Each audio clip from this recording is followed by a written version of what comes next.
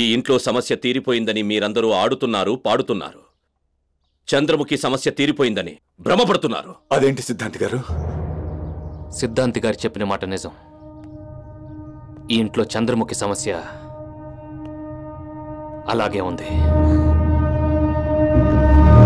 ఈ ఇంటికి వచ్చిన దగ్గర నుంచి ఒక్కొక్క రోజు ఒక్కొక్కరి మీద అనుమానం వచ్చేది. చంద్రముఖి ఎవరిని ఆవహించిందో కనిపెట్టడం చాలా కష్టమైంది. ఆ రోజు మీరు బావిలో స్నానం చేసేటప్పుడు మిమ్మల్ని చంపాలని ఎవరో ప్రయత్నించారు. అప్పుడు మీ మెడలో రుద్రాక్షమాల లేదు. అది నేను గమనించాను. మీరు ఆ రోజు గీత దగ్గర రుద్రాక్షలు చూపిస్తూ ఒక మాట అన్నారు. మెడలో ఈ దైవశక్తి ఉన్నంత వరకు నన్నెవరూ కనీసం తాకను కూడా తాకలేరు. ఆ సంగతి నాకు జ్ఞాపకం వచ్చి గీతను చూడటానికి తన రూమ్కి వెళ్ళాను. ఈ దేశంలో పుట్టిన గొప్ప వాళ్ళందరినీ రూమ్కి తెచ్చేసినట్టున్నావు. ఎక్కడ కొన్నావు? కొనలేదు, నేనే గీశాను. పిచ్చి జోకులు వేయకండి. నువ్వు గీసావా? అద్భుతం. ఇన్ని బొమ్మలు ఇంత అద్భుతంగా గీయగలిగిన నువ్వు మరి చంద్రముఖి బొమ్మ అలా గీయలేకపోతున్నావు ఎందుకు? అదే తెలియడం లేదు. ఏ బొమ్మైనా ఒక్క రోజులో వేసేస్తాను, కానీ ఈ బొమ్మని మాత్రం ఎన్నిసార్లు గీసినా ఏదో ఒకటి మిస్ అవుతూనే ఉంది. కళ్ళు బాగా వస్తే ముక్కు రావడం లేదు, ముక్కు బాగా వస్తే పెదాలు రావడం లేదు. వీళ్ళందరినీ నువ్వు ప్రత్యక్షంగా చూసుంటావు, లేదా వాళ్ళ గురించి తెలుసుకునైనా ఉంటావు. కానీ చంద్రముఖిని చూసావా, లేదా ఆవిడ గురించి తెలుసుకున్నావా? ముందు ఆవిడ గురించి తెలుసుకో, ఆ తర్వాత బొమ్మ గీయటం మొదలెట్టు. నీ లక్ష్యం నెరవేరుతుంది. చంద్రముఖి గురించి నాకు తెలీదా? తెలీదా? తెలీదా?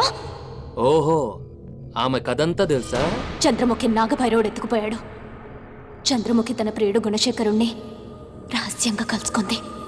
ఆ విషయం తెలిసిన రాజు అతని తల నరికి చంపి చంద్రముఖిని సజీవంగా కాల్చి బూడిద చేశాడు. చాలా విషయాలు తెలుసుకున్నావు అన్నమాట. అంతేకాదు, ఆ రాజు గురించి ఒక పెద్ద పుస్తకం కూడా ఉంది. గురువుగారు చంద్రముఖి పుస్తకం గురించి కదా చెప్పారు. రాజుగారి గురించి కూడా పుస్తకం ఉందా? గీతతో మాట్లాడిన తర్వాత నేను లైబ్రరీకి వెళ్ళాను. ఆ రాజుకు సంబంధించిన అన్ని విషయాలు చదివి తెలుసుకున్నాను.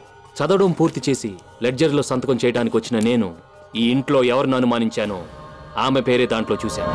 ఎవరది? ఎవరు? రండి చూపిస్తాను.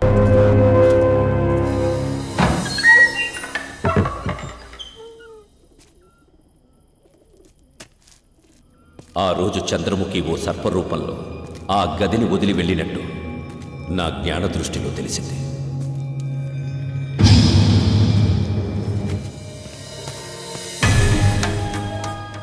అంటే ఆ రోజు అవుట్ హౌస్లో చూసిన చంద్రముఖి ఫోటో ఇక్కడి నుంచి తీసుకెళ్ళిందనమాట.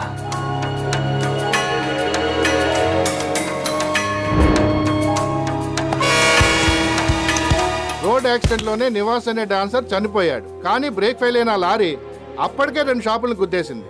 ఆ కేసు క్లోజ్ 2 ఏళ్ల పైన అవుతుంటే ఇప్పుడో చదువుతారేంటి? ఆ పాములోడికి హార్ట్ ప్రాబ్లం ఉండేది. అందుకే వాడిని నాగస్వరం ఓదకూడదని మేము వార్నింగ్ కూడా ఇచ్చాం. అయినా వాడు డబ్బు కక్కుర్తిపడి నాగస్వరం ఓదడం వల్ల రక్తం కక్కుని చచ్చిపోయాడు. It was medically proved that he died of a massive heart attack. అయితే వీళ్ళిద్దరి చావు కారణం చంద్రముఖి కాదనమాట.